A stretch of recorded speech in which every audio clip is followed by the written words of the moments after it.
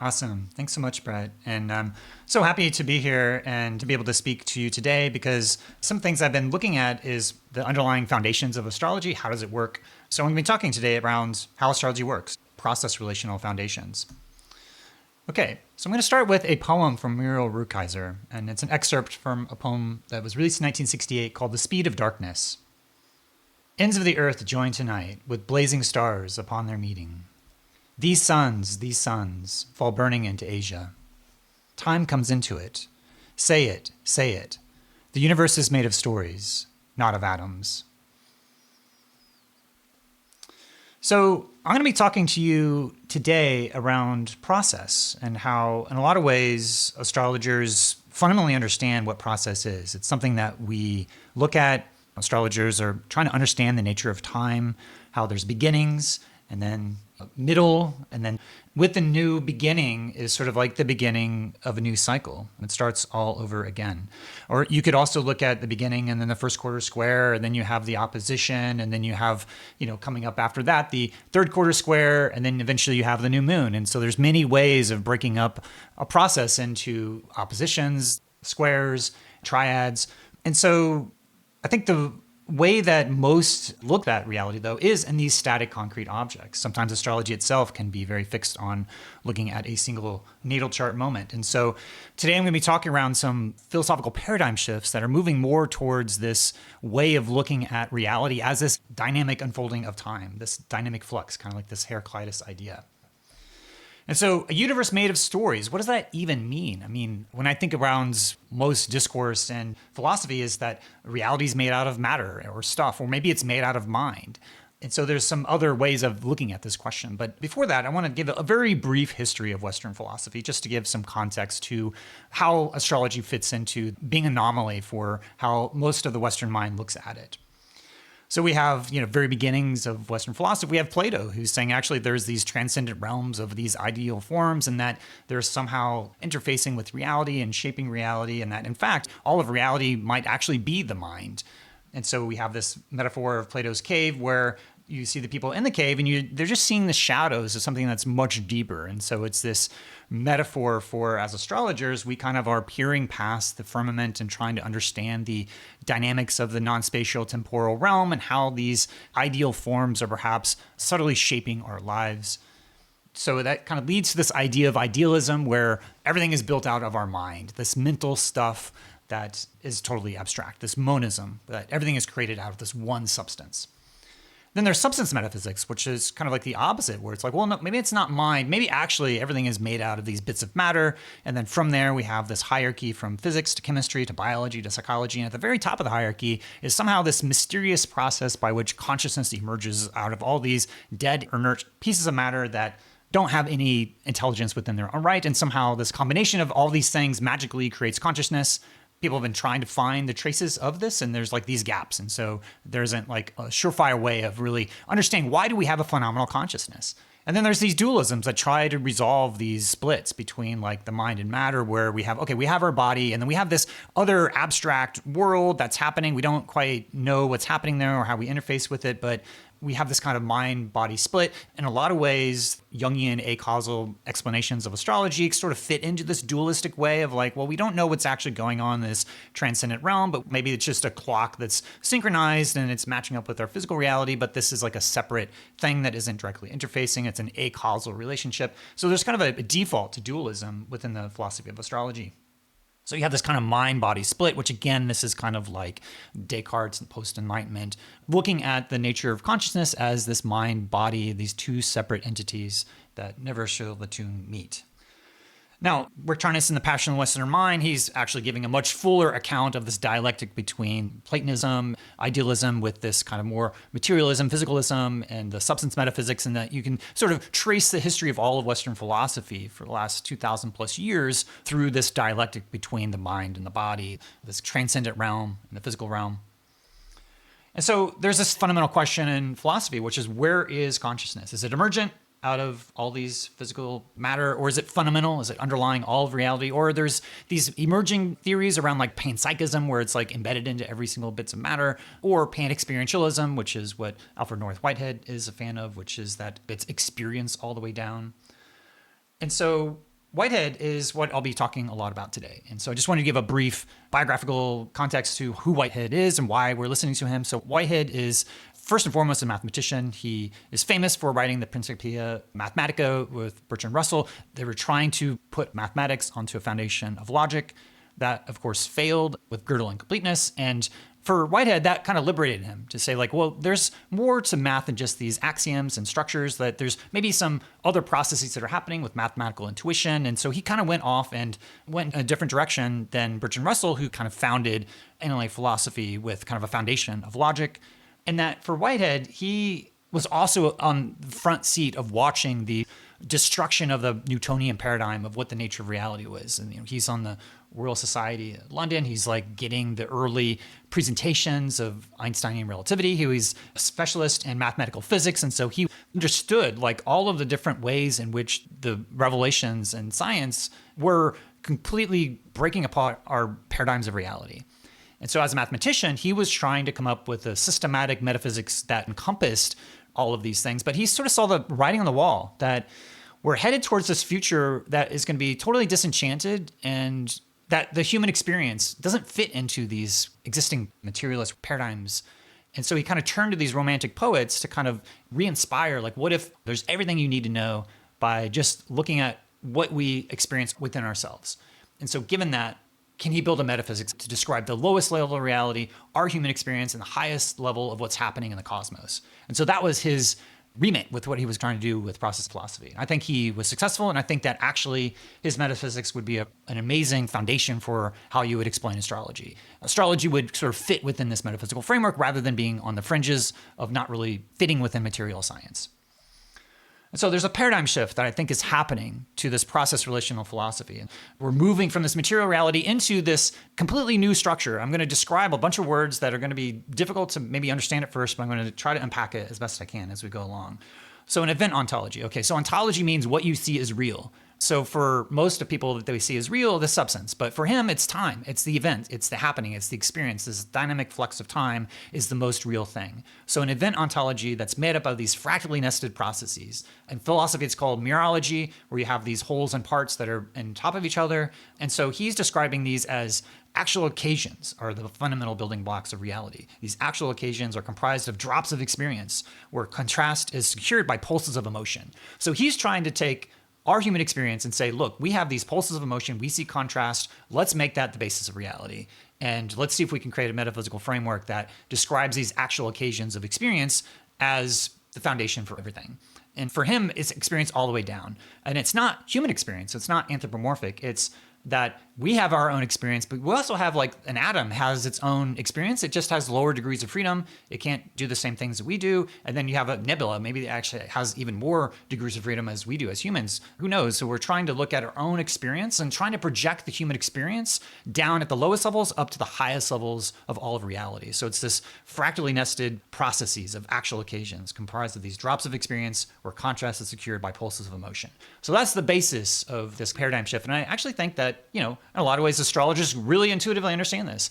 Whitehead is notoriously difficult to understand because he has to use language, because our language is subject predicate. We're trapped by our language into this substance metaphysics way of thinking around these nouns and things that are static. And so he has to create new language to describe this. But for astrologers, you have the benefit of actually using astrology that is very much already an event ontology. You already know what that means because you have all the tools of astrology to understand the different cycles of time. Okay, so we see this at different scales. You can think about, we live in a universe that's unfolding process, the Big Bang that's like at this large time scale. And within that context, we are living on Earth that is also unfolding in its own geological scale. And then our own lives are kind of unfolding in the human scale. And so you have this unfolding of time at different scales, which again is similar to how we start to think around astrology at these different cycles, at different lengths and different times. So you can think about the architecture of all of reality as sort of like this fractally nested set of processes that are unfolding. And so maybe this is a part of the Hermetic principle of as above, so below, is just like this fractally nested set of processes that are unfolding at self-similarity at scale, so that at one scale is happening at another scale. And as you zoom into a fractal, you get basically the same picture. And so maybe that's just how the nature of reality is. And if we have a little bit more of an event ontology and looking at the nature of time, it makes sense that, okay, maybe this is a foundation for how astrology is working. And so this is my natal chart, and astrology tends to look at a very specific moment in time.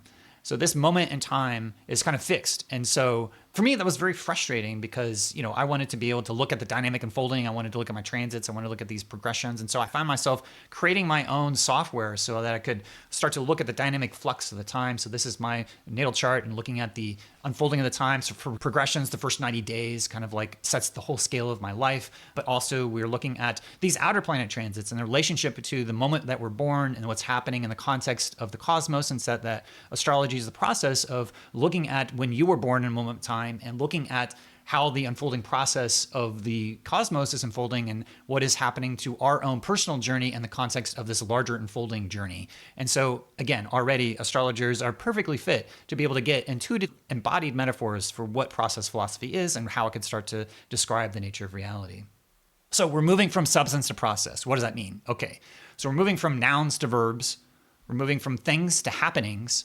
We're moving from discrete individuality to active relations, from separateness and independence into relationality and interdependence, from fixity and stability to innovation and novelty, from surface level change and fundamental change, eternity to temporality, passivity and indifference to activity and participation, and then being to becoming. So in a lot of my work of tracking emerging technologies, I'm seeing how we're kind of moving from this static way of relating to the world into this more active, participatory, relational way and modes of being. And so I'm going to read 3 quotes and then we'll start to move on to the next sections. Okay, so Plato in the Catechus says, Heraclitus, I believe, says that all things pass and nothing stays, and comprising existing things to the flow of a river. He says, you could not step twice into the same river. Alfred North Whitehead says, reality is not static, it's a process of becoming. The fluent character of togetherness of things was already emphasized in Greek philosophy. All things flow, said Heraclitus. Indeed, the fact is too obvious to escape notice. But unfortunately, things which are too obvious often escape receiving their due emphasis. The result is that there has been a tendency to give an account of a reality which omits this essential processional character of the togetherness of things. And finally, a quote from Pallas K. Augustine, who in their book, The IC, An Astrology of Coming Home, they have a manifesto towards a relational astrology, so pointing towards this process-relational modes of thinking. So astrology is being haunted. No matter how frequently astrologers try to rely solely on technique to explain astrology within a materialist worldview or to gain legitimacy within popular science and culture, an insurmountable chasm opens when astrologers deny the matter-of-factness of the unexplainable mysteries we invoke every time we approach a chart. A balance of rigor and imagination is the most common way to practice astrology, but there's always a risk of loss when we prioritize technique and empiricism over lived experience and magic. The universe is made of stories, not of atoms. So I'm going to come back to this and just kind of reflect. And I'm going to invite people, if they do have questions, I'm going to pause here when I get to the moon sections at the end of a chapter, see if there's any questions. If not, I'll continue on to explore how we can start to think about astrology as this unfolding process. Okay. All right, I'll go ahead and go into my relationship with astrology, my biographical context setting, and then we'll dive into Jung's explanations of astrology and some overall context. Philosophically, my elemental theory of presence and how I start to use that to understand from a phenomenological perspective how to use astrology in a more embodied lived experience. And then also some key process-relational philosophy concepts we'll dig into. That'll be very philosophical. And then we'll jump back into Jung's 7 theories for astrology and start to apply the process theories to Jung's understanding of astrology as kind of a baseline, and then have some concluding thoughts. Okay, so who am I and why am I talking about the philosophy of astrology? So growing up in high school, I always had this dialectic between math and science versus art, and I was very apt at science, and then also was really interested in art, making videos. And so I had to make a choice when I went to college. Do I go off for telecommunications school or study engineering and get a good job and then do the art on the side? And so that's basically what I did. I got a Bachelor of Science in Electrical Engineering from Rose-Hulman Institute of Technology. I then worked on the F-22 Raptor as a radar systems engineer. And then I used that money at night to work on independent film projects and make my own documentaries. And eventually I went and created this project called the Echo Chamber Project, where I was looking at the media's failures leading up to the war in Iraq. And I interviewed 86 different scholars, think tank critics, people who were looking at the different failures of the media. And I loved it, but I tried to make it into like an open source project and do editing collaboratively. And also I got into podcasting and video blogging. And it was a time when all these new emerging technologies were coming up, at this Saturn opposite Neptune is like this explosion of all these new media technologies, podcasting, video blogging. I was involved with all of these things. I was looking at the failures of the media. I was embodying and using all these new media technologies to try to address what was happening. So I got into podcasting through that, and then was working at Lullabot. I was working as a video producer, training videos for open source content. And I went to these conferences and I did like 218 interviews with open source developers talking about what they were doing. And so I realized I had kind of like this superpower of going into a conference and talking to people and learning on the fly what they were doing. And so I used that to my advantage to go to the Northwest Astrological Conference starting in 2009. And my wife at the time, I really encouraged her to go and say, if you want to learn about these disciplines, you want to be astrology, we should go to these professional conferences and you can learn. And so as I was there, I was also very curious around how astrology worked. And I started doing interviews with all of these different astrologers over like 15 years. So here's me talking to Robert Hand in 2017, where he was giving a talk on ancient Neoplatonism in astrology, very apt for this specific talk because he was looking at how most astrology is based upon Neoplatonistic thinking. And, over the course from 2009 to 2025, I've had a chance to do 248 Voices of Astrology interviews with all of these amazing astrologers. I basically learned how to do astrology by doing these oral history interviews. At NORWAC, at the Queer Astrology Conference in 2013, from ESAR, from UAC in 2018, Virtus Genie. So all these interviews, unfortunately, most of them are currently unpublished. So this is like a hidden archive of oral history of astrology that I have not released. And I'll give a little bit of explanation for what happened. So I did actually publish 118 of these interviews between October 2009 and April of 2017. However, I wasn't getting much engagement. It was basically like sitting out these dispatches into the ether. It wasn't growing any corn and I wasn't getting any money from it. It was basically like this side project. And then once my VR podcast took off, then I sort of took them offline because of the backlash that I was getting as I was openly talking about astrology within the context of the tech community. I sort of went into the broom closet. So most of these are currently offline because I relegated them to my broom closet. I was afraid of the taboos of astrology, which you can sort of see why I wanted to really understand the philosophy, because if I could metaphysically defend it, then I could just sort of be out of the closet. So in some sense, me giving this talk today is what I've been finding from trying to make this argument. In some ways justifying it, but also, more than just the outside, it's more of my own internal relationship to the astrology. The deeper I understand it, the more innovations I see and the more that I can get benefit out of it by developing this relationality and understanding. And so I hope to relaunch the Voices of Astrology soon at some point. I don't have any plans. It's in some part doing a talk like this and trying to build a community for this and interest and support to be able to continue this type of exploration. So if you enjoy this, then you can reach out, get in touch somehow. I'm on the internet.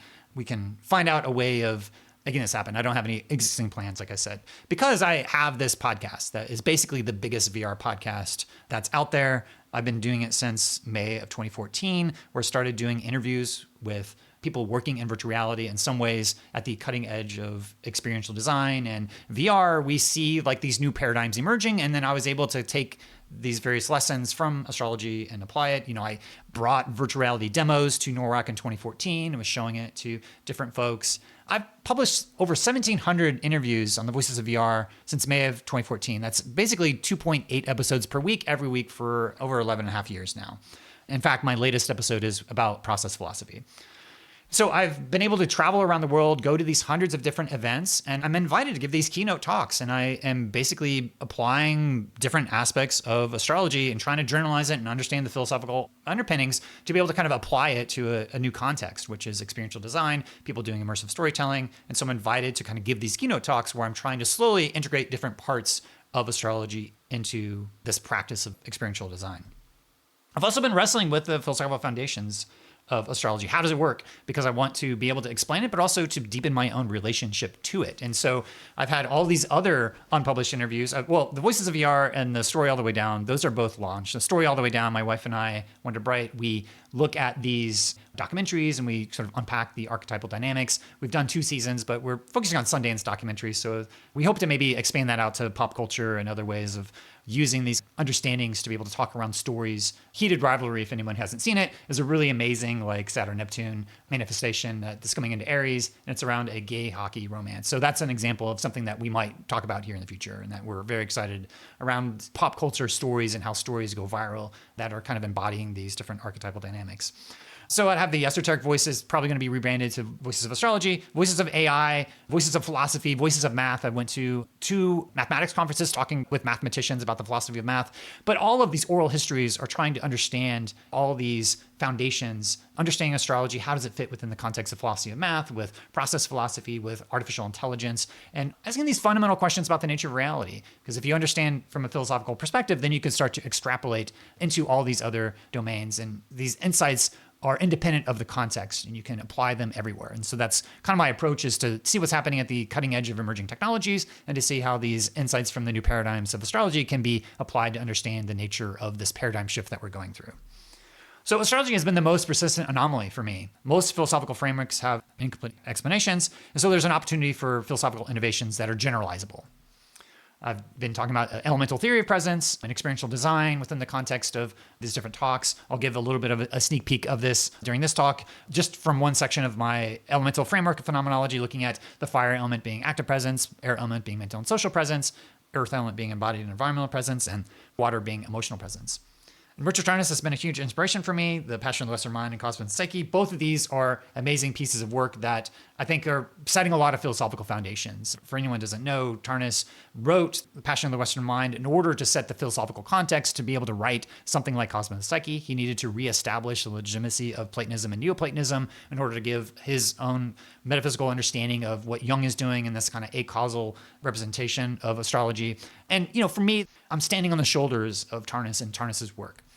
Stanislav Grof says that astrology is the Rosetta Stone of consciousness research. He says, because of these surprisingly consistent correlations, I've come to regard astrology, particularly transit astrology, as the long-sought Rosetta Stone of consciousness research, providing an essential key for understanding the nature and content of holotropic and non-ordinary states of consciousness, both spontaneous and included.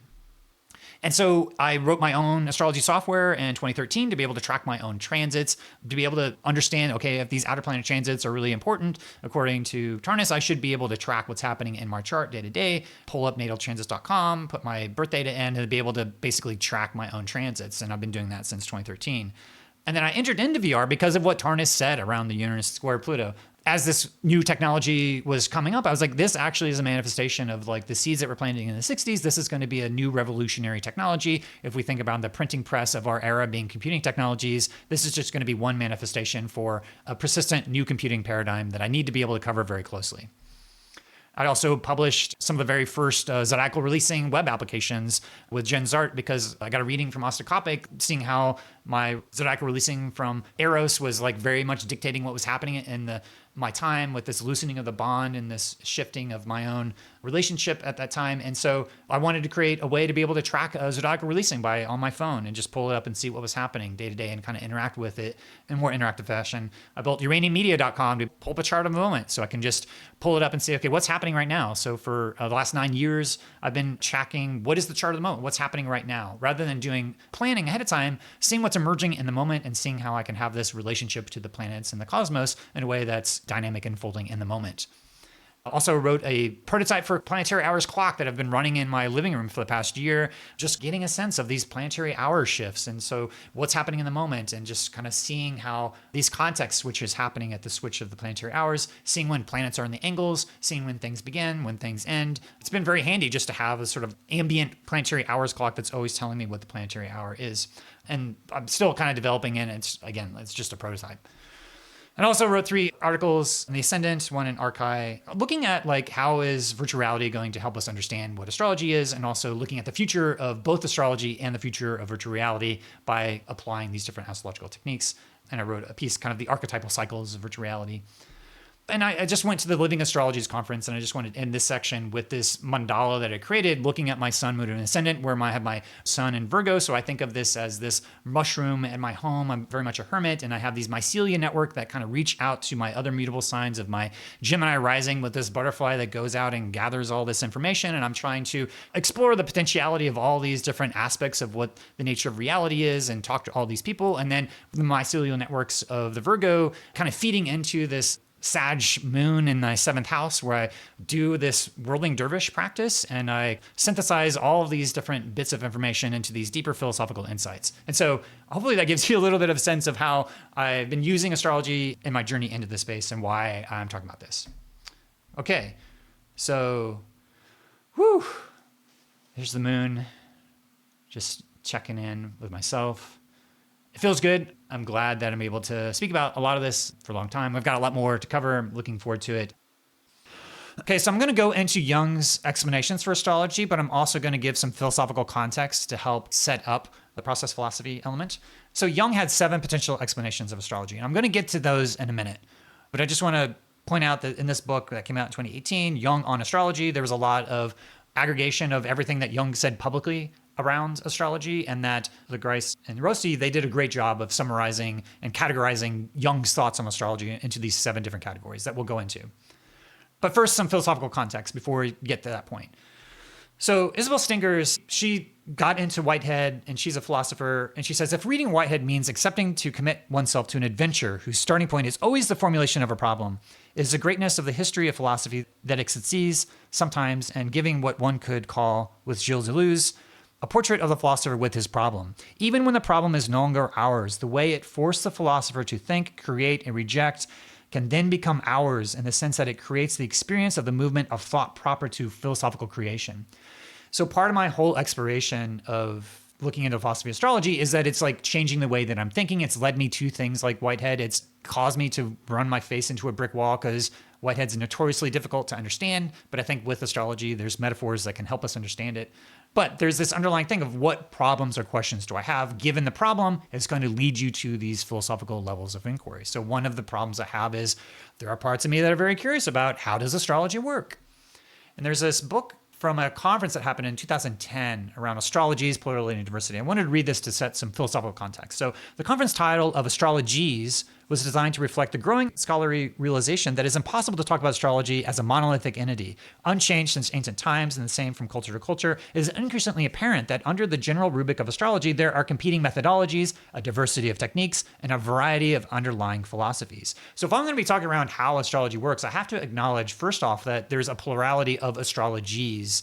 And I'm talking about the foundation of astrologies and not just the foundation of astrology, because there are so many different variety of techniques and a plurality of different types of astrologies. Now, mathematically, I wanted to talk about Gödel and completeness because it's really important to understand why there's a plurality. So Gödel, after Whitehead and Bertrand Russell created the Principia Mathematica, they were trying to put all of mathematics on logic. They found these logical inconsistencies, and Gödel basically mathematically proved, using the Principia Mathematica, that any formal system is going to be limited. You can have a choice between one of two things. You can either be consistent or complete. So consistent means that there's no kind of paradoxes, or, if you say that, oh, Mars is mother, but also the moon is mother, like, how do you resolve that? I mean, obviously in astrology, there is that type of inconsistencies, but if you have no boundaries around your system, you basically can say anything, and anything can mean anything you want. So basically, mathematicians are like, we cannot have any of these inconsistencies because it basically has this explosion of our logic. Or you can be complete. Complete means that you know things are true, but you can't necessarily prove that it's true within the context of your system. So you may know that you're in love with somebody, but you can't use a math equation to do that, right? There's math that has its own context, but there's things of your domain of love and different contextual domains of your life that you can't apply one system to other systems and have truths in all domains. So basically our life is like navigating all through these different contextual domains, and that there's never going to be a single system that's complete for everything.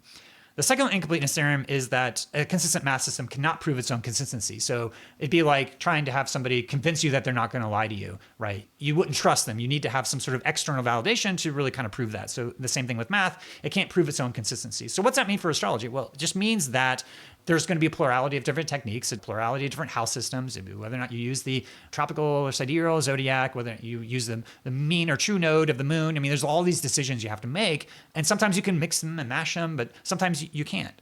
And so there's this insight from Gödel and completeness that the foundations of mathematics themselves have been completely ripped out. There's been this continuing ongoing discussion within the philosophy of mathematics is what is the foundation of math? And Michel Friend was, maybe the foundation is that there's a plurality of different, maybe there is no single answer. And so pluralism's foundation is an oxymoron, therefore it's unstable. The definition is that the pluralistic foundation believes that there's insufficient evidence to think that there's a unique foundation for mathematics. Moreover, the pluralistic foundations works under the assumption that there's no reason to think that there will be a convergence to a unique theory in the future. He takes seriously the possibility that there are several together inconsistent foundations for mathematics.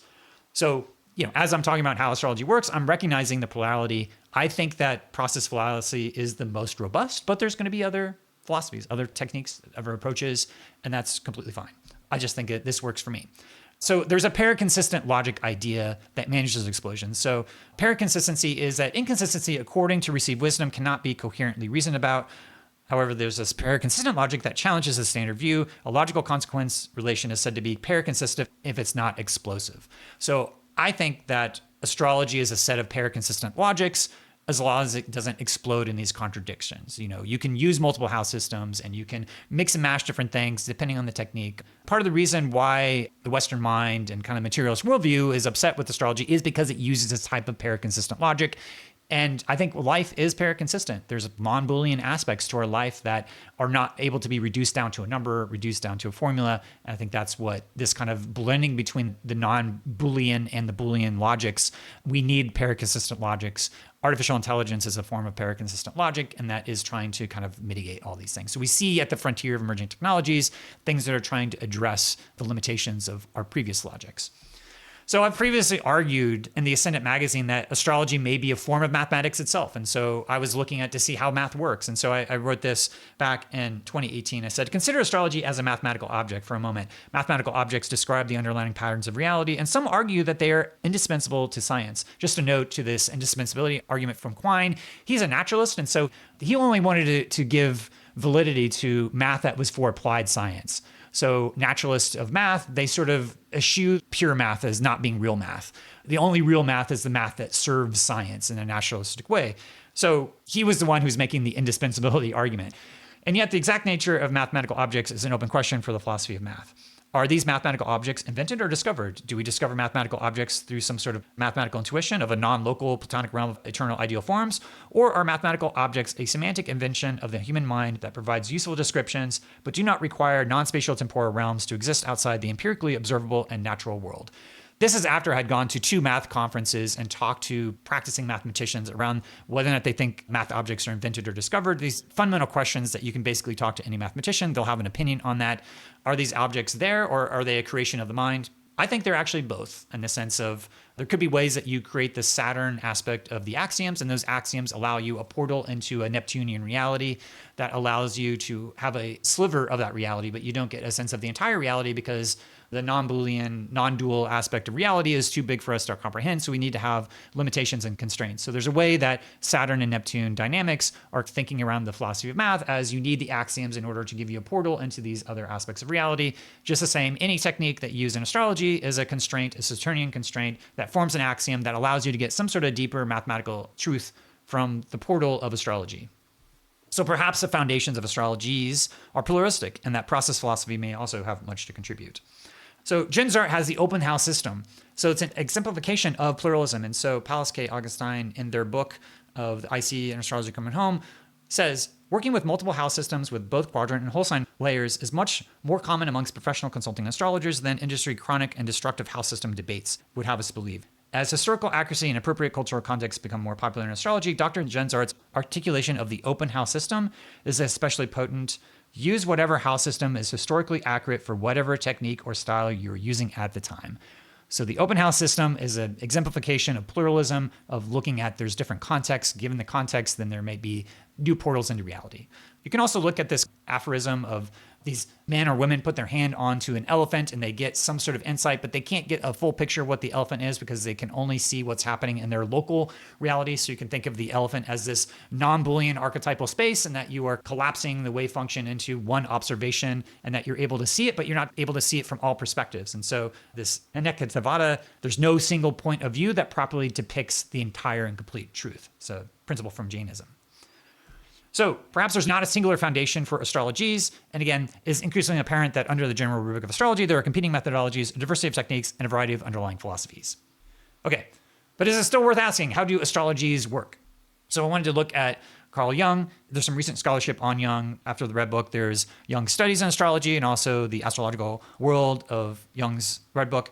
So basically, Liz Green got access to Jung's private archives and was able to tell a story of Jung's involvement in a way, in a detail that we had never seen before. And it's only happened because of the scholarship of the Red Book. The family archive opened them up for scholarship. And there was enough positive response for the Red Book that opened up to say, okay, here's all this other secret stuff that Jung had around his involvement with astrology that now we have access to for the first time ever in like 2018. Well, not ever, because in Jung's own work, he's using astrology all the time. And that also came out in 2018 was this book, Jung on Astrology. And there's this great quote that says, such is the interconnection between astrology and Jungian ideas that the compilation of Jung's writings on this topic also constitutes an excursion into many, if not all, of the central aspects of his psychology, encompassing his theories of archetypes in a collective unconscious, individuation, synchronicity, and the self, mandala, symbolism, alchemy, myth, and the evolution of the God image, and more. Perhaps this range is not so surprising when we take into account Jung's view that astrology represents the sum of all psychological knowledge in antiquity.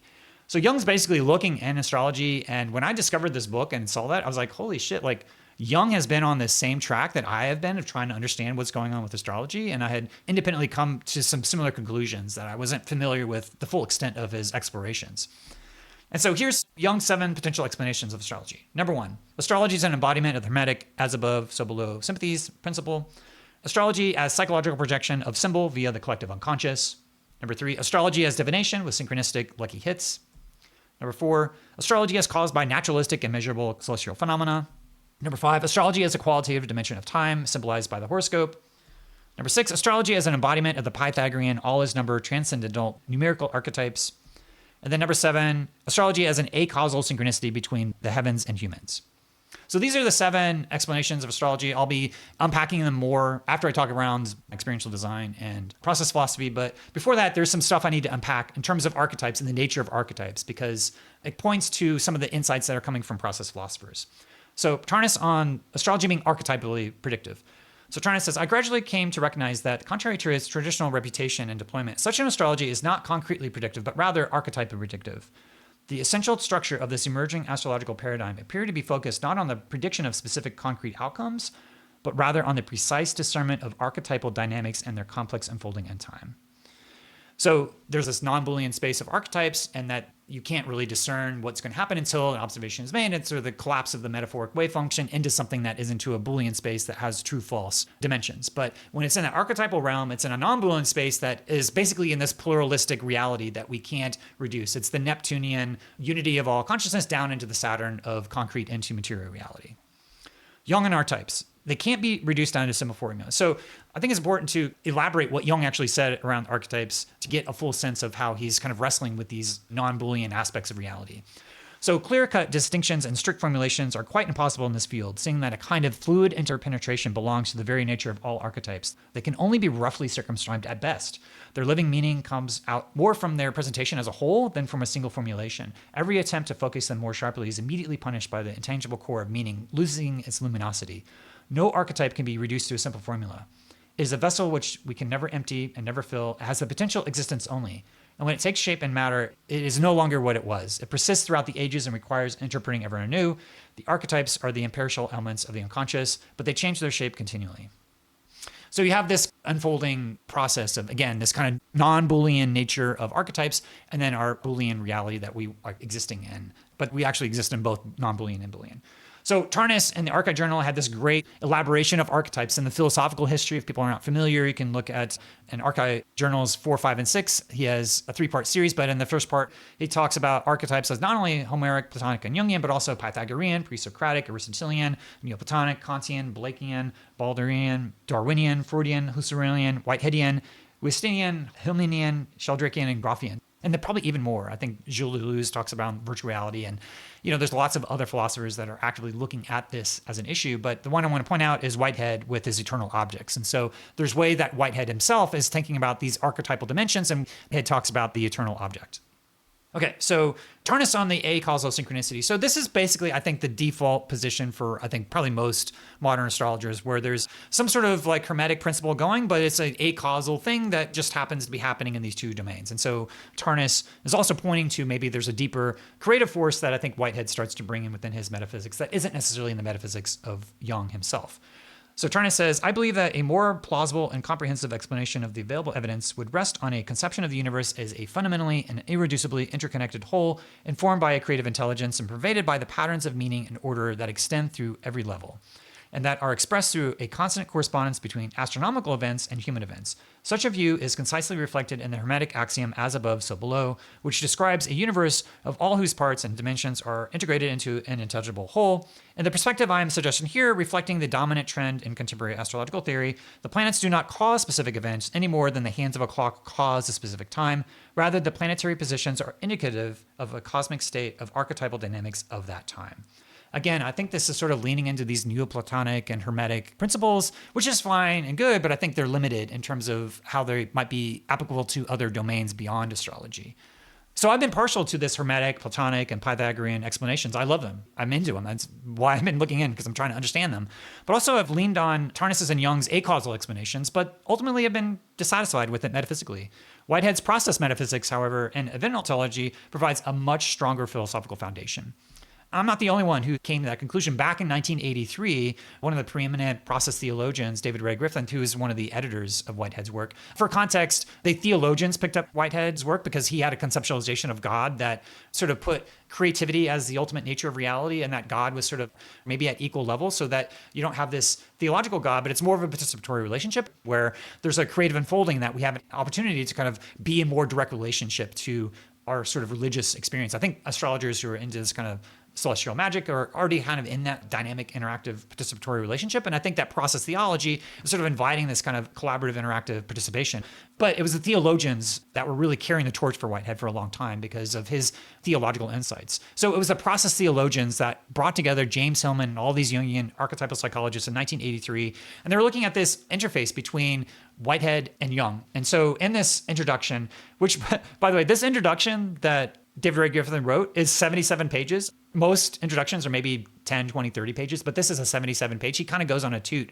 This was released in 1989, so it's at the Saturn-Neptune conjunction. He's saying, in the 5th through 9th sections of this introduction, which is about 60 pages, I deal with the difficult question of whether Whiteheadian process theology could provide a framework more adequate than that provided by Jung himself for the central insights and concerns of archetypal psychology. And then he says, my suggestion is that archetypal psychologists could acquire a process theology, a philosophical theological framework that is compatible with scientific evidence and the facts of ordinary experience, as well as the somewhat extraordinary dimensions of experience presupposed and focused on by archetypal psychology. So this is an early interface between applying process philosophy to the ideas of Jung, and because Jung is so important into the realm of astrology, then by extension, then extending out this process theological and process philosophical metaphysics foundations into the foundations of astrology itself. And so there's been 2 archive journal articles I want to point out, one by Grant Maxwell in 2011, and then another one by Becca Tarnas, which, if people don't know, that's the daughter of Richard Tarnas, who's become a great prominent astrologer and philosopher in her own right. And so there's 2 articles on archetypal process, this specific gathering linking Whitehead to Jung. And so Grant Maxwell talked around the archetype and the eternal object, basically how Whitehead's idea of the eternal object is very similar to Jungian ideas of archetypes, and that there's formal causation that could be also used as a way of looking at this. And that for Becca Tarnas, there's this article she wrote, Everlasting Concrescence, a Process-Relational Cosmology, where she's similarly looking at this gathering and kind of extrapolating how it has implications for astrology.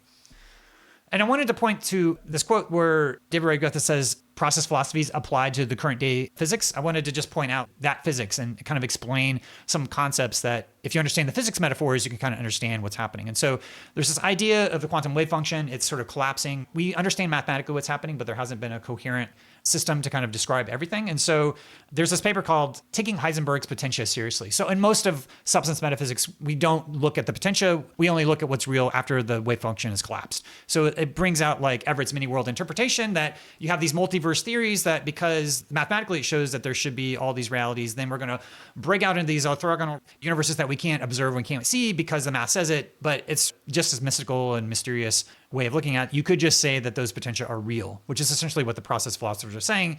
These realms of potentia, these archetypal realms, these eternal objects, they're just as real as physical reality. So I want to read this synopsis just to kind of explain some of that language. All right, it's argued that in quantum theory is best understood by requiring an ontological dualism. Again, that there's 2 dimensions of reality, a duality, a mind and body. So a dualism of res extensia and res potentia. where the latter is understood as Heisenberg's original proposal and the former roughly as to Descartes' extended substance. So basically the extended substance is the matter and the potentia is the possibilities, the archetypes, the eternal objects.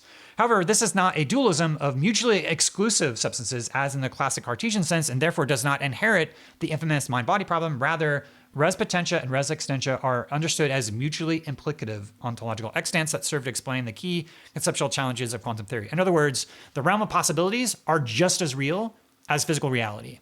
So this kind of archetypal realm, they're saying, given quantum theory, we can say that those are real. So the archetypes are real, eternal objects are real. That's sort of like a process philosophy influence onto these quantum discussions. Okay. So Eastman, he takes this kind of look at there's Boolean and non-Boolean logics. He's presenting a logi framework. He's a plasma physicist who retired and now he's a process philosopher. He wrote this amazing book that synthesizes all these process philosophical ideas and points to all the cutting edge physics. So Whitehead wrote Process and Reality in 1929. So Eastman is kind of bringing it up to date with the latest scientific thinking about everything. And he's creating this logi framework in order to mediate that. And so he's saying that the overall context for succession depends on both the above standard Boolean logic of actualization. So once you get into physical reality, the law of excluded middle applies and you basically have truth statements that you can know are true or false. But you also have the logic of potentialities, which is the Latin potentia or potentia, which is multi-valued and non-Boolean logic. So in other words, you have the non-Boolean logic that applies to the archetypal realm and the Boolean logic that applies to physical reality. Okay, so then there's Hans Primus, which I think this is probably the most sophisticated philosophy of time book I've ever seen. I understood maybe 5 or 10% of it. It's very dense and a lot of math. So for any mathematicians, this is a great resource to kind of look to see how this kind of process philosophical ideas are being applied. I don't know if Primus, he passed away before he finished it, and it was published after he had passed away. But it's basically his last work was this magnum opus of bringing all these ideas together. He was working in the realm of quantum physics, and he's trying to understand the underlying nature of time. So he's saying that time requires a non-Boolean framework. So a full understanding of time requires a non-Boolean framework. Many areas of present-day science require an unambiguous Boolean language, which empirical statements are truth-definite. In this way, we retain Boolean domains, which the laws of classic logic apply and allow us to successfully predict and control the behavior of systems. However, we cannot conclude that every valid and useful scientific description can be formulated in terms of a language governed by laws of Boolean logic. Modern physics proves that the description of matter requires a theory with a non-Boolean logical structure, with the consequence that any description of a universe of discourse, including the material world, needs to be non-Boolean. So he's saying because we have these insights from quantum mechanics, we have this insight that we have non-Boolean realities that have been completely ignored by science and that we need to come up with new concepts about time. And so in this book, he says that music is a representation of time. And so he's quoting Picht, who stated in 1966 that music is a representation of time. We understand music if we know what time is. We learn what time is if we understand music.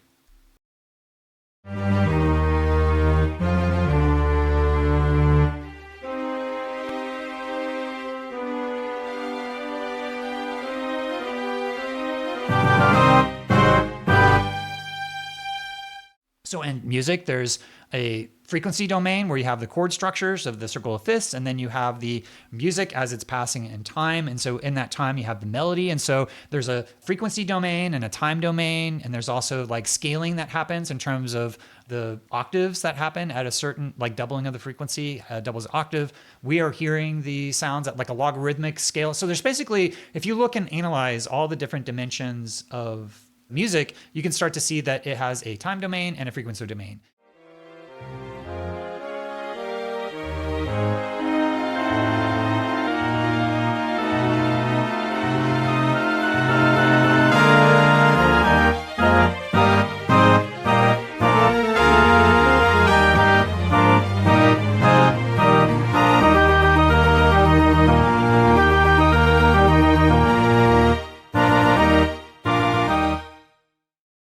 For astrology, we're looking at the frequency domain of the natal chart. We're seeing the different relationships given by the positions on the zodiac. And then in the time domain, we look to see how that unfolds over time and has different timing techniques, different calendar systems that we have. And that, there may be other insights from this book of knowledge and time where we start to have other things like, well, maybe the logarithmic nature of time is the way that progressions work, or maybe the fractally geometric nature of time is why the Hermetic principle of self-similarity at different scales, where you could take a day for a year, and that's why progressions work. There's different ways of unpacking the deeper deeper insights of philosophy of time to sort of understand the underlying axioms of why astrology is also a representation of time on top of music. And I think there's also beyond music, I'll be getting into the quadrivium in my next section to see how this is kind of expanded out. So these is a bunch of equations where Primus is saying, here are the 5 major different types of time. He's saying generic time, logarithmic time with scale, the logarithmic frequency with scale, and then the sequential time, and then non-sequential time. So basically the sequential time is like the chronos time, the measuring of the time. That is the measuring objectively what the time is. But the non-sequential time could be thought of as like the kairos of the time, is diachronic, meaning that there is a beginning of a cycle that happens in one moment, but that cycle continues at another moment, but it's not immediately following it. So it's a diachronic non-sequential time. So basically Primus is coming up with all of these principles of non-sequential time, the kairos time. And you notice down in here, he has that there is no past and no future. And so looking at the cycles of astrology, you can see how one moment is connecting us to the past and also into the future. And so there's a persistence of moments in time that have resonance across different moments in time. And so there's no past and no future in that sense. So there's a very clear distinction between the past, present, and future when it comes to the sequential time. There's a asymmetry there, but then there's a symmetry that is consistent within the non-sequential time, where there's no causality, memory, or anticipation. So basically, there's a lot of math equations, but I think that Hans Primus is sort of describing the structure of the different types and qualities of time. We can look at the metaphors of music, and we also look at the metaphors of our own relationship to astrology to understand how he's starting to kind of mathematically formalize these different qualities of time. Okay, we made it. That was probably, up to this point, obviously the most intense. And I'll be taking more of a tour in this next section of some image-based stuff of how I've been using the elements as phenomenology. But I just want to reflect that thank you all for coming here and for going on this journey. We're about halfway through the time that we have together today. This is kind of like the biggest conceptual stuff. Now we're going to go back and start to take those concepts and start to apply them. This next section, I think, is going to be how I've been trying to take the principles of astrology and generalize them and abstract and apply them to my field of experiential design within the context of VR, and create some spatial and embodied metaphors so that we can apply some of these aspects of our own lived embodied experiences that we have with astrology for us to kind of understand the underlying concepts of process philosophy and have this dialectic between the more that we use astrology to apply to process philosophy, the more we learn about process philosophy, but that also the more that process philosophy allows us to reflect upon our own relationship to astrology and understand what's happening there. Okay, so let's go on to my elemental theory of presence. Can astrology provide some embodied metaphors to help us understand process philosophy as a model of reality? I think the answer is yes, and I'll be exploring that in this chapter. So as astrologers, we're all familiar with the 4 elements: earth, air, fire, and water. As I've been using virtual and augmented reality, I've discovered that the elements are actually amazing. Just the elements themselves are super powerful and intuitive, and I'm going to show how to use the elements as a framework for phenomenology. In other words, to be able to describe our experience moment to moment, and also as a framework to understand these concepts and philosophies, things like process philosophy. Okay, so what is experiential design? So people may be familiar that in theater, typically you would go into the theater and sit into the theater and you watch the show. And then 2011, Sleep No More opened up in New York City. That was kind of like a turning point where you would basically run through a hotel and you would follow whatever actor that was playing out Macbeth. And so Macbeth was being played out by these interpretive dancers. They were running around this hotel. And as an audience member, you had to choose, like, where do you go? Where do you follow? So it's basically taking theater and turning it a bit into a video game. But you were embodied, you were moving, you had agency, you had the ability to choose what to look at. The entire hotel had immaculate environmental design. You could explore it like you were exploring a video game. So it was incredible, this kind of breakthrough. So it marks this turn towards more immersive and experiential entertainment. And so part of what I do in the day job with the Voices of VR is I travel around the world. I go to different film festivals like Sundance and Tribeca Immersive and South by Southwest Immersive, Venice Immersive, and if a Doc Lab, sometimes some of these places fly me out. I'll get flown around the world to be able to see the latest and greatest of immersive technologies and immersive storytelling, to see how artists and storytellers are using technology to tell stories in a new way. And so as I see people telling stories in a new way, then there's these new frameworks that I need to be able to understand what my experience is, but also how to conduct an interview with them, like do these oral history conversations with them. So I'll give like 4 quick examples. So this piece called In 36,000 Ways, where you walk into this room and you see hundreds of different pieces of shrapnel hanging from the ceiling. You walk up, and when your feet hit a certain point, all the lights go down and you feel like you're immersed within the context of an explosion with all these shrapnel around you. You're asked to put on some headphones and pick up a piece of shrapnel. So you're holding this piece of shrapnel in your hands, and you start to hear your heartbeat. As you hold this piece of shrapnel, there's a camera that's looking at your heartbeat thermally, and it's having a butt kicker haptic. So you feel your whole body radiating with your own heartbeat as you're holding this piece of shrapnel. And you start to hear the story of how in modern warfare, missiles have up to 36,000 pieces of shrapnel that explode when it hits. They're designed to kill humans, innocent civilians. And you sit there holding this object, feeling the intensity of that moment. Incredibly intense, incredibly powerful, but it's very embodied. The creator of this piece told me that as a war photographer, he wanted to give more of an impact for people. He decided to move into immersive storytelling because this was a visceral embodied experience where you feel the power in your body. It's a piece called Under the Same Sky, which was some Palestinian journalists who were doing a 360 video documentation of the genocide in Gaza. You know, we all see these images go through our social media feeds, and it's lacking a context, like lacking of full stories. So to be completely immersed and to learn about these stories of people and to see a full 360 view of the destruction in Gaza gives a sense of like you're receiving a story in a way that is very much into the cinematic tradition. And then for a completely different type of story, there was this piece called The Lesbian Simulator, where you become a lesbian. You choose your identity and you're sort of play acting, and you have to come out, you get a girlfriend. And so you have to hold your hand of your girlfriend in public, and you get people basically looking at you in a way. And so also, like when you're coming out, you have to actually say the words, I am gay. In this experience, you're in VR and you're in a public space and you're saying you're gay. And so it also recreates this experience of all the tension and anxiety of what it means to be in the closet.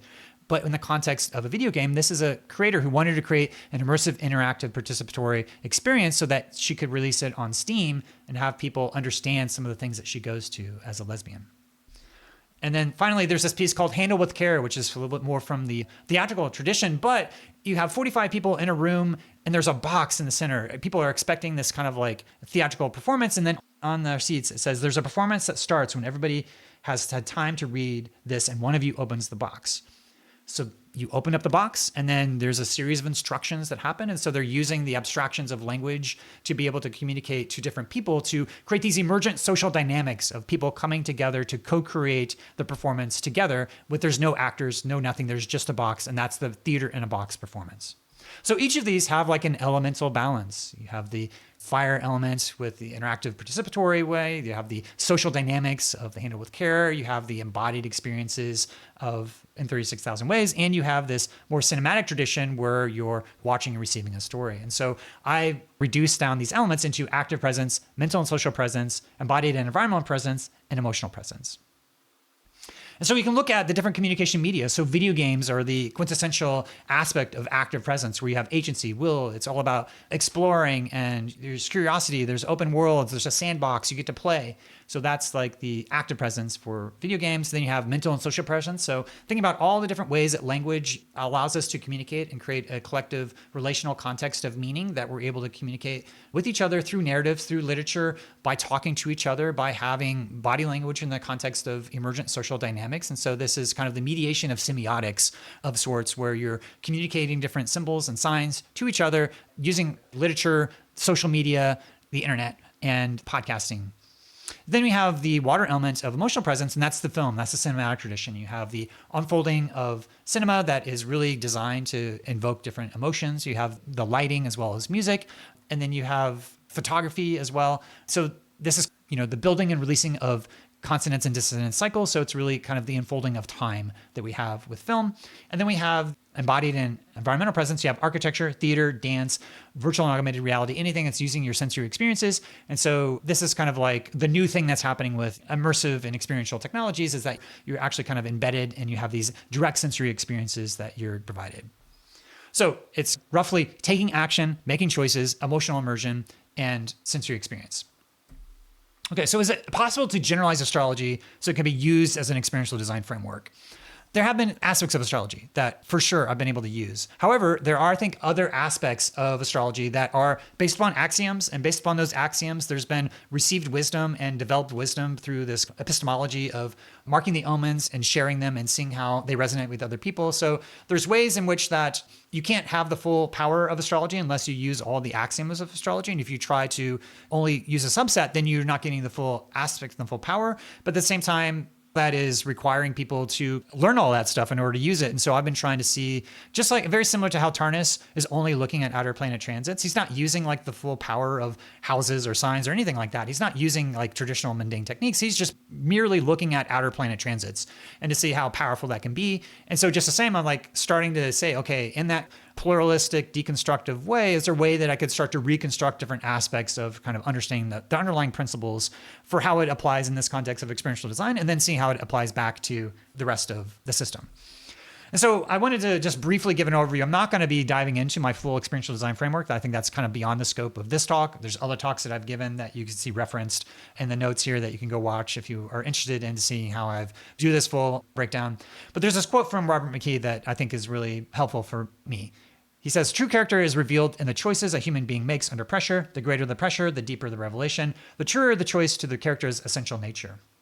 Most of the time when you're watching a story, you're watching somebody else that's in that situation, but in an immersive and experiential storytelling, you are the one that's put into that situation.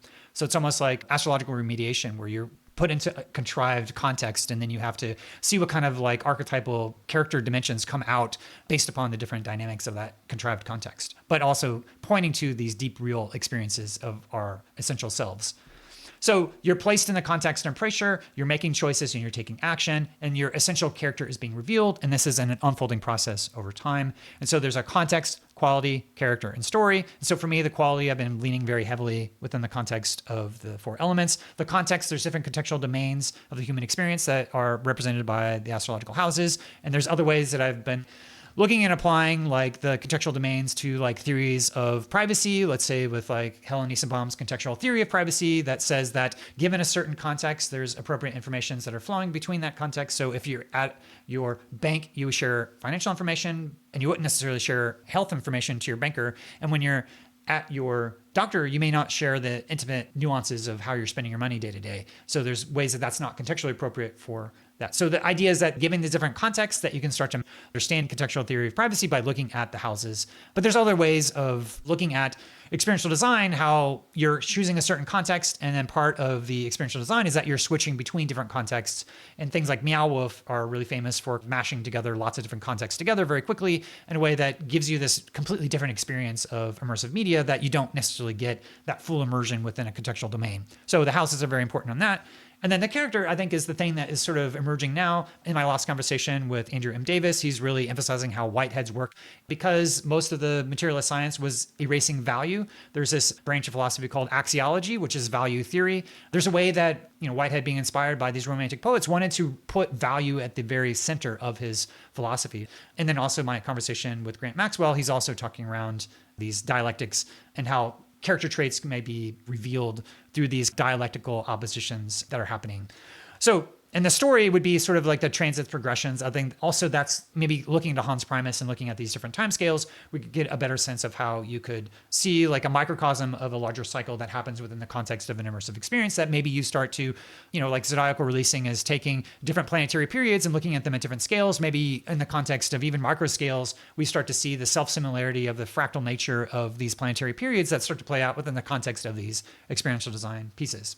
Anyway, I'm just sort of riffing on these different aspects of astrology and how they've been applying to my experiential design. Okay, how can astrology become more embodied, participatory, imaginal, social, emotional, immersive, and experiential? All these things I've been exploring, I think there's actually a trend right now where all of these different things are starting to blend and blur into the practice of astrology itself. And that is manifest from the inaugural Living Astrologies conference that happened in Santa Fe, New Mexico by Jason Hawley, and bringing together all these people within the astrological community who are wanting to become, again, more embodied, participatory, imaginal, social, emotional, immersive, and experiential beyond just our mind. And so there were many different types of workshops with astrodrama, with moving with your body, with dance, with exploring emotions, doing art. We can look at the participatory aspect, the fire element, the imaginal, social, the air element, the emotional, experiential, the water element, and the embodied and the immersive, the earth element.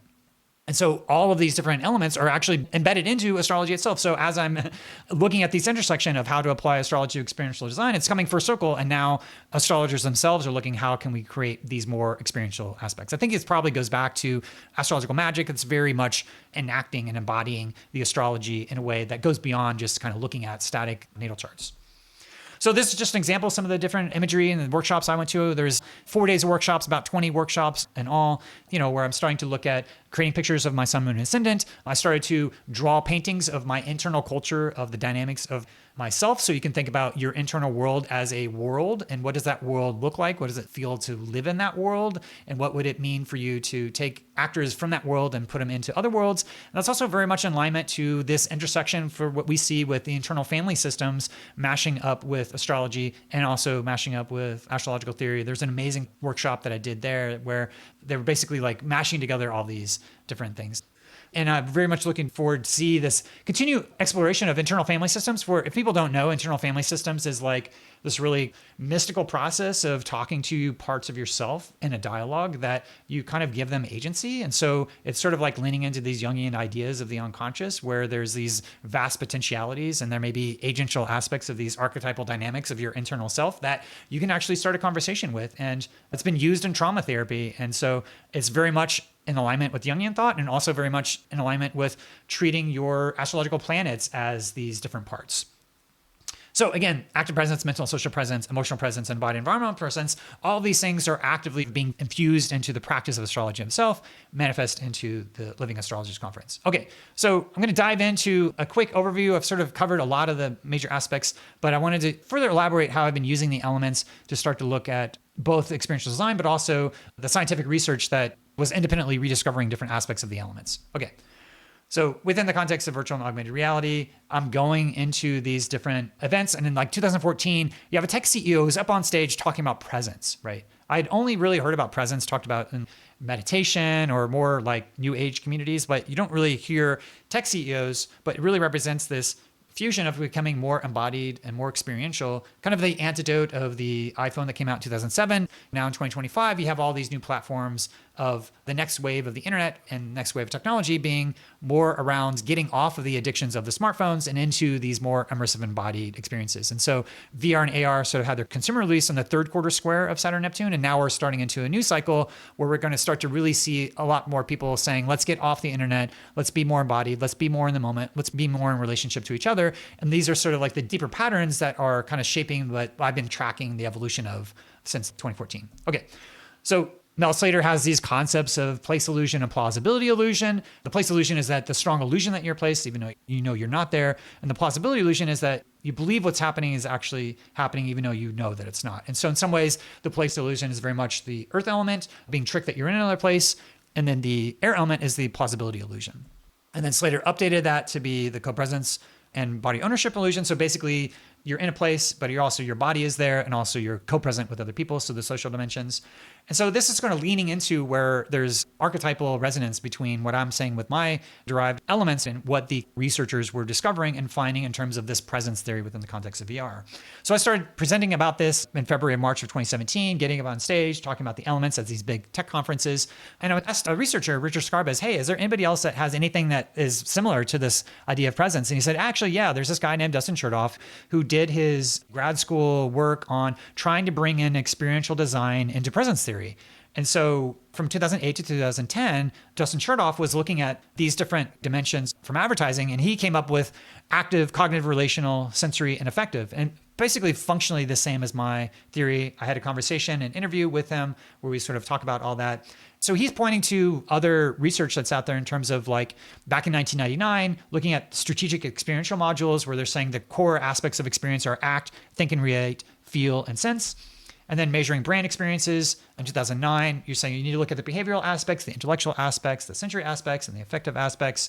And then Carl Jung is also thinking about, in his book, Psychological Types, around thinking, feeling, sensing, intuition. So he's got the intuition, the thinking, the sensing, and the feeling. So you have the active presence, mental, social presence, embodied environmental presence, and emotional presence. And so when you look at these neurotechnologies, there are ways that you could start to measure what's happening and radiating from your body to be able to discern what's happening. So from a privacy perspective, there's ways that technology companies are trying to track your behaviors, intentions, actions, movements, creations, and engagement. They're trying to discern what's happening in your mind with mental thoughts, cognitive processes, cognitive loads, social presence, predicted expectations, and then emotional presence, your affective state, emotional sentiment, facial expressions, and microexpressions, and then the embodied and environmental presence, your sensory input processing, stress, arousal, physiological reactions, eye gaze, attention, body language, and muscle fatigue. So all these technology companies are trying to measure this for their own surveillance capitalism means, but also potentially these are the components that are going to be a part of our computing technologies as we move forward so that we can become more connected to stories, more connected to ourselves with quantified self. So there's this real tension of the Saturn Neptune right now of like what happens to that data, and is it used to empower us and to serve all of humanity, or is it used to enrich the billionaire capitalists? That's basically the dynamic tension that we're seeing right now. So Earth, Air, Fire, and Water.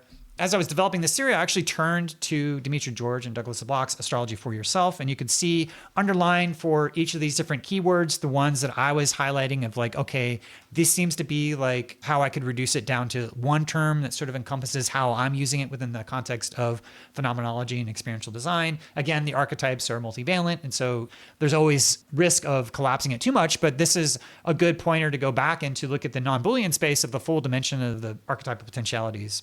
So I want to turn to the quadrivium and then the four causes and then move on to the next section. Okay. Astronomy, math, geometry, and music. So these are the four major sciences back in the early Greek periods. So there's numbers, which is just abstract mathematics. I think of that as the air element. Then you have geometry, that's numbers in space, earth. Then you have music, that's numbers in time, water. And then you have astronomy, which is numbers in space and time, fire. You can think about this in terms of degrees of freedom, where maybe the fire element has the most degrees of freedom, and that there's degrees of freedom in the time domains, and then in the space domains, and then the number domains. There's different degrees of constraint and degrees of freedom, but that's not necessarily mean that fire element is the equivalent of adding earth and water as an example. It's just that each of these have a resonance where you have an expression of number in these different contexts. The context of number itself is mathematics, number in time, music, numbers in space geometry, numbers in space-time astronomy. So this gives me a further underpinning for other archetypal dynamics of the elements. And so you have abstract patterns and forms, the rules and mechanics and experiential design, the unfolding processes and the consonance and dissonance cycles that unfold over time. And then the world and body is the architecture, embodiment, and space. And then the fire element, the objects moving through space, the physics and dynamics. So we have this sort of Aristotelian ordering of those elements as well, with fire at the top, then air, then water, then earth. And we can start to see the relative speed of the elements to see how there is actually a little bit of a resonance between mainstream science as we look at the solids, liquids, and gas and plasmas to see how much increasing energy there is at each of these different dimensions. And so you can also think about, that's why I say like the plasma maybe has the most sort of degrees of freedom, where like the earth element maybe has a little bit less of those degrees of freedom. So on the scale of degree of freedom, then it's earth, water, air, and fire.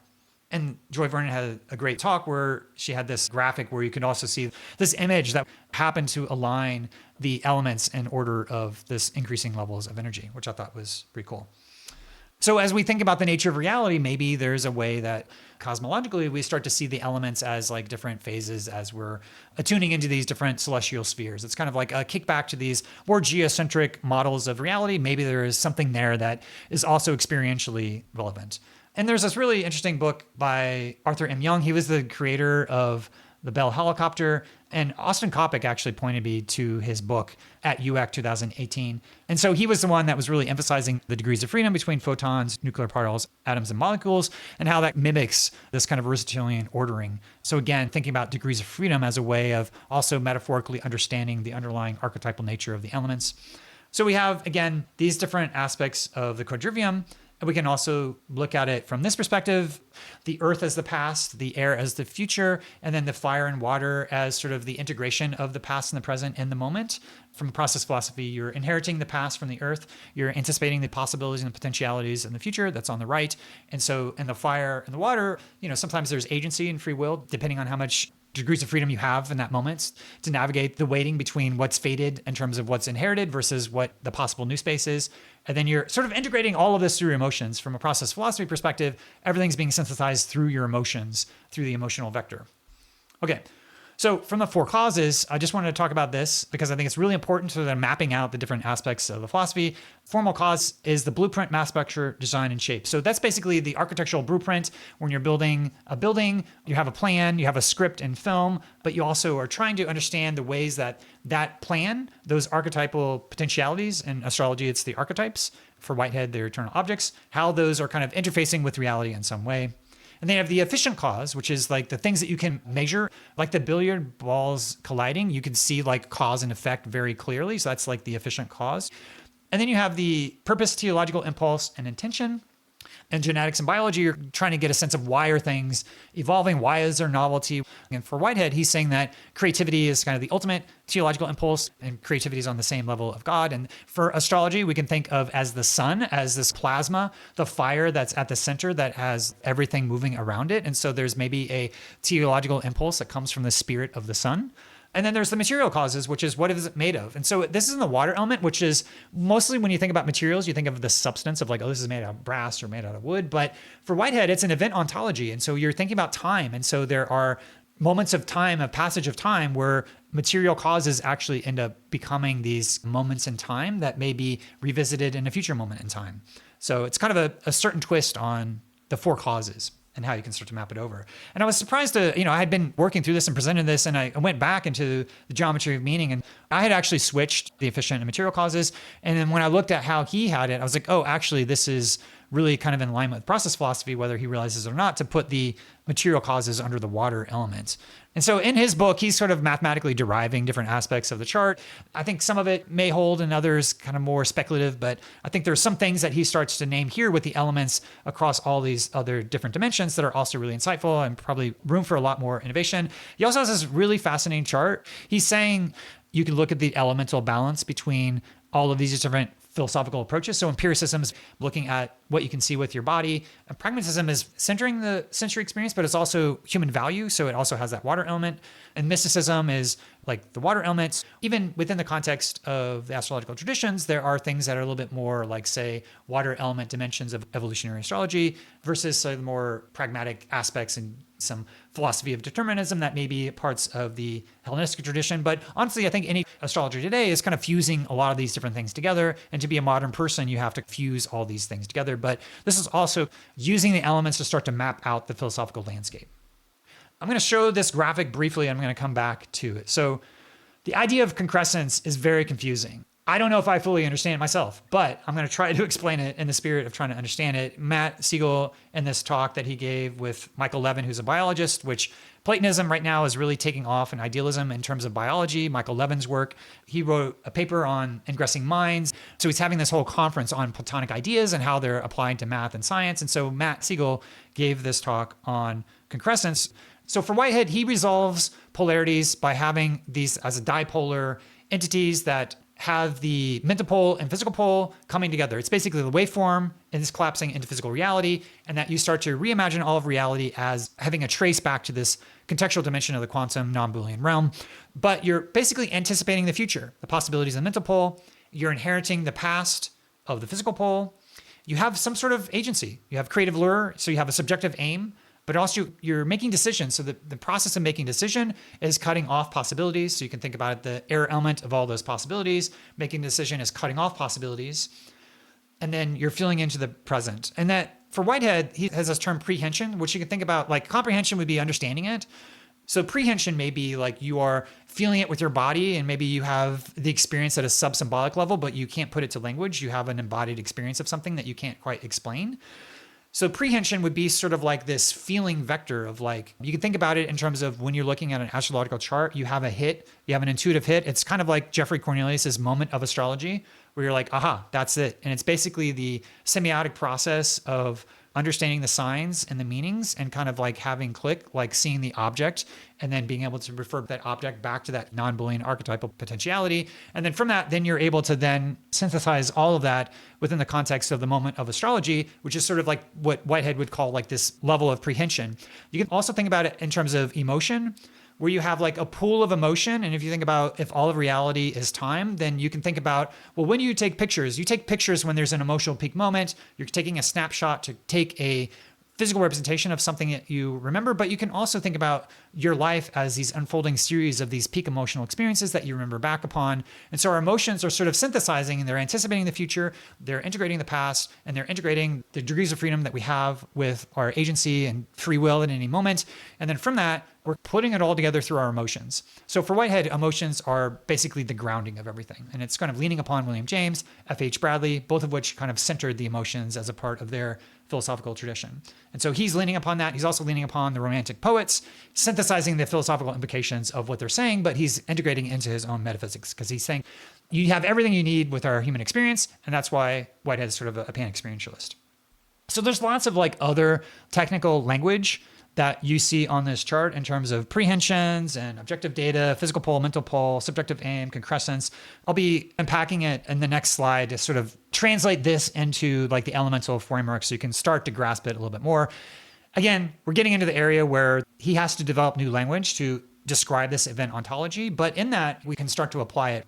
The prehensive experience as being the moment of astrology, your mathematical intuition, the understanding the semiotic transmission of meaning. I think you can all have an experience of what that means. And this is just how Whitehead is describing it. So concrescence is the many become one and are increased by one. So you can think about it as an ocean of water. Your experience is coming in, and so it is dropping into that ocean of water. So the concrescence is the integration of all those moments together, but it's also increased by one. So it's sort of a paradox in the sense that you see the ocean as one, but then you have one more added, but it's also increased by one. So this idea of concrescent, of the many become one and increased by one, that you're trying to synthesize all of these past moments. I also think about it in terms of memory in astrology, where you'll be connected to a past moment that'll remind you of something. And so there's aspects within the context of this big emotion of experience, and you have your own navigation of that by these different vectors of what is important to you. But he's trying to get away from substance, and it's very easy to think about reality as these substances. But the last thing I'll mention on this side is that when you have an experience in the moment, you have an emotion, but if it's a peak emotional experience, then it's going to go into the next moment. And so that's called the superject of going from one moment to the next of that emotion. So I'm going to go through the elemental description of that, and then we'll pause. Okay. So there's anticipating the future possibilities. There's the ingression of those pure potentials in the eternal objects, the archetypal realm. And then there's novelty that's being introduced through that. And that novelty may be catalyzed by a deeper creative force. And that's the mental pole. And then there's the physical pole that's inheriting the objective data of the past. Then there's the creative lure and subjective aim. And then you're acting on decisions that limit possibilities. Those are the negative prehensions. And again, feeling the past and the water element, prehending the subjective form, grasping, synthesizing, achieving satisfaction is a key part of Whitehead. And once you have that satisfaction of the experience in that moment, then it becomes a superject and is inherited as an objective piece of data into a future moment in time. And that's a prehensive process. Concrescence is something that I've been struggling with for years. This is like a very quick overview of it. I think it takes time, but I think you could maybe start to see aspects of our glimmers where you can start to see your own embodied experience of astrology and have your own sense of moving into an event ontology of how that starts to work. Okay, so again, taking action, making choices, sensory experience, and emotional immersion. All right, wow. Okay, well, thanks again for bearing through that. There's a lot of ways that I've been using the elements and applying astrology. And again, this concept of taking the principles of astrology, trying to abstract them, apply them out. And then as I learn, then kind of applying it back to be able to look to see, okay, well, maybe these are some fundamental characters about the nature of astrology. It's been difficult for me to find a really solid metaphysical description of the elements. Most of the scholars that are looking at the elements, they're not looking at it through this lens of process philosophy. They're looking at it through the lens of substance metaphysics. So I actually think there's a lot of opportunity to go back into what the ancients actually said. Not seeing it through the lens of the Western eye, but seeing it through the lens of this process-relational perspective, because I think that there's actually a lot of hidden wisdom that has not been yet unlocked. And like I said, I think the elements are actually very powerful to understand what's happening in the nature of reality, and that there's actually all these current trends within astrology itself that are becoming more immersive and more embodied, imaginal, participatory, social, emotional, immersive, and experiential. All right. There's a section that I have with a bunch of disparate aspects of process philosophy. I did want to point out 5 episodes on process philosophy that I've done that you can go take a look at. I think this section, honestly, is probably better for you to read through than for me to talk through. I may mention a few things as I go through. Grant Maxwell's book is great, Dynamics of Transformation. He worked on Archive Journal. And then this is a follow-on to Cosmos and Psyche, philosophically, that's trying to work out the philosophical principles of this event-based process philosophy. This Integration of a Difference book is great, covers 13 different philosophers. Whitehead's process philosophy, descriptions of that. There is a thing from neuroscience, the predictive coding theory of neuroscience, where there's the mental models, reality, and sensory experience that I think is also helpful to look at the dialectic between the possible and the actual. I'll skip through some. There is this going from the monism, the dialectic dyads, and then the triadic and the 4. That there's different types of approaches that are going into these 4 different types. There's astrological explanations, and then James Bradley is saying that there's monadic, dyadic, triadic, and tetradic philosophies, where you can look at these different philosophers and what they said about the 1, 2, 3, and 4, basically.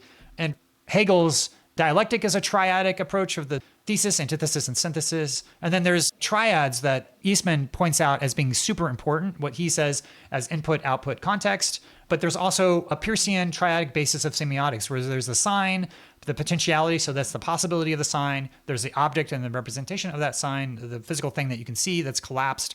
So there's like the sign is more the Neptune and the object is more the Saturn. And the interpretant is mediating between looking at both the sign and the object and trying to have this semiosis process that's happening from that. So there's this triadic process that you can start to think about. The sign potentiality is metaphorically equivalent to the cardinal. So there's a lot of possibilities of spontaneity. The first phase of the sign, the object is sort of the fixed phase of the object, and the third phase of the interpretant is kind of the mutable going in between. And so I found a lot of really interesting things from James Bradley in his book, Collective Essays in Speculative Philosophy, where he's looking at these different triadic approaches from different philosophers. And he's got a really amazing essay in there around the triadic approach. And so he's looking at Peirce and looking at this triadic scheme. You can think of it as a triad as the past, present, and the future. And then semiotics going all the way down is a concept that was talked about. Everything is a sign. So if we live in a relational reality, then semiotics has this primacy. So looking at biosemiotics is something that Tim Eastman was looking at.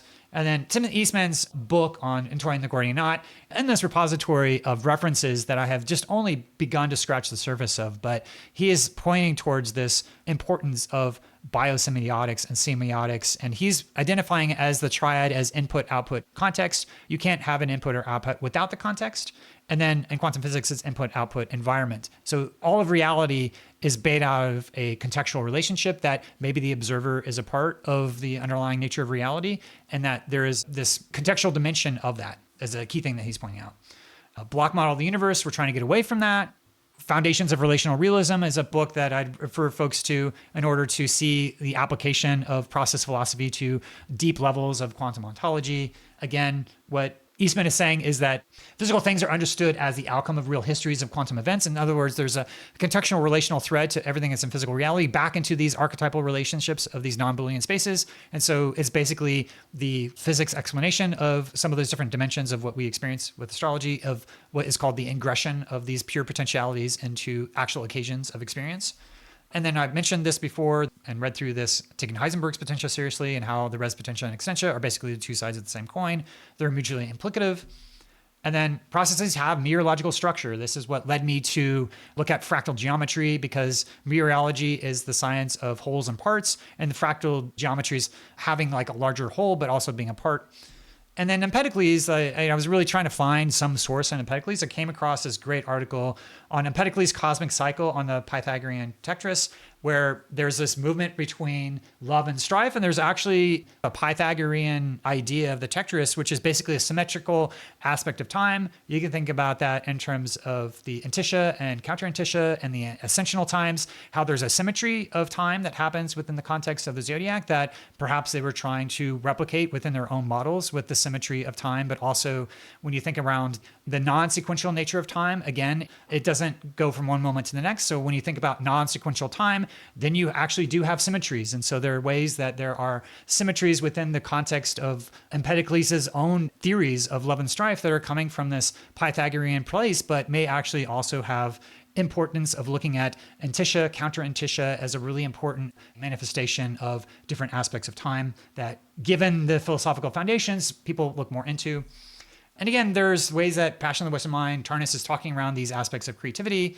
And then for Whitehead himself, he's looking at these creative lures. And so there's kind of a theological dimension.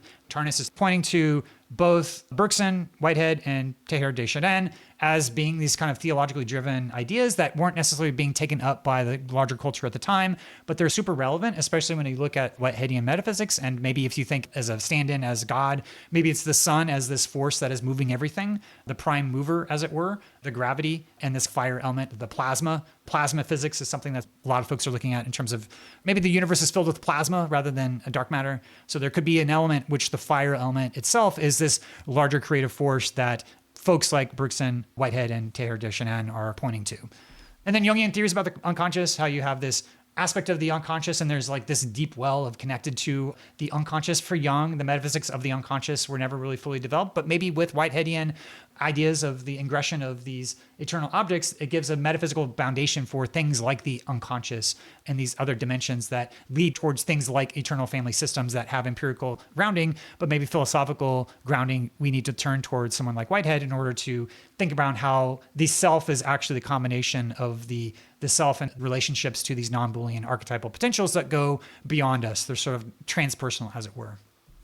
And then finally, knowledge and time. Hans Primus talking around Kairos and Chronos. Again, in this book, he's talking around the Boolean and non-Boolean. Again, looking into the philosophy of music and music visualization as a metaphor for representations of time and understanding how we can really look at time as a primary metaphor for looking at the frequency domain and the time domain. And so that's a lot of work that I've been doing in terms of creating these different clocks. So yeah, Kairos time and Chronos time are in play. And I'm really also noticing the Chronos of the moment. Thank you for everyone who's still here. I'm going to just go into the last slides. I want to revisit, do a quick riff on Jung, maybe have a few thoughts and then ask any questions. But I appreciate an invoking of the Chronos and Kairos to kind of wrap everything up. Okay, so again, revisiting Jung's theories. Astrology can be understood in terms of the classical and medieval principles of the sympathy of all things and a microcosm-macrocosm correspondence. Again, I think the fractal geometric aspects of the event ontology, I think is really providing a really solid foundation for the ways that the small is connected to the large. I think moving forward, really understanding the different ways that progressions and other things like zodiacal releasing start to see this kind of fractally nested ways that we're already looking at that. What's happening with logarithmic time? Do we have any techniques that are actually looking at the logarithmic of time? And are there any astronomical observations that really are embedding this kind of logarithmic representation of time, which I think is something that Hans Primus is talking about, but we haven't seen so far in astrological tradition. So there may be opportunity of setting a strong philosophical foundation that creates new methodological techniques. Astrology is a projection of the collective unconscious into the heavens. The practice of astrology might be understood as a symbolic system or perspective in which the planets represent the gods, that is, the archetypes of the collective unconscious. Again, I think metaphysically, Jung was not really on strong footing in terms of thinking around maybe this is just a psychological projection of the unconscious. Maybe it's not actually there. It leads into this kind of dualistic place where it maybe is there, maybe it's not there, it's projected. I think that's a lot of what David Ray Griffiths was like arguing against Jung's metaphysics as not being really firmly grounded into any specific tradition. But there may be still ways in which that there could be elements of semiotic transmission that isn't necessarily the physical representation, but it's all the transmissions of sign and meaning and misunderstanding. And so there may be parts of projection for sure that are still happen. There's no escaping psychological projection, but I don't know if psychological projection is the explanation of astrology that I buy into necessarily. Okay, astrology as a semantic method, the means of divination in which astrological interpretations and predictions are forms of synchronicity manifesting as lucky hits. I think this is the work of Geoffrey Cornelius of the Moment of Astrology, really emphasizing astrology as a divinatory system. I think it actually goes beyond that. I think you can actually lean into formal causation as something that goes beyond this acausal synchronistic effect that people have been leaning upon.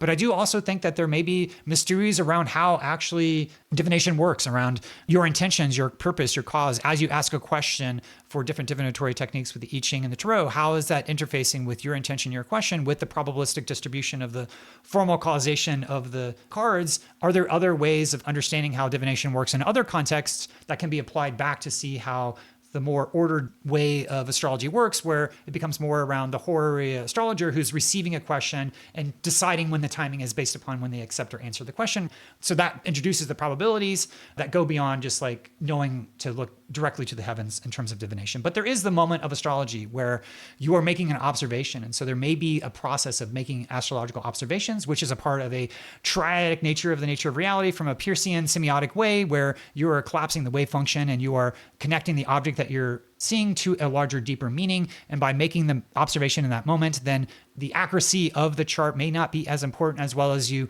are fully familiar with the archetypal dynamics. So there may be sort of mysteries of why making divinatory questions and correct answers coming from wrong charts may be a part if you start to unpack the deeper philosophy.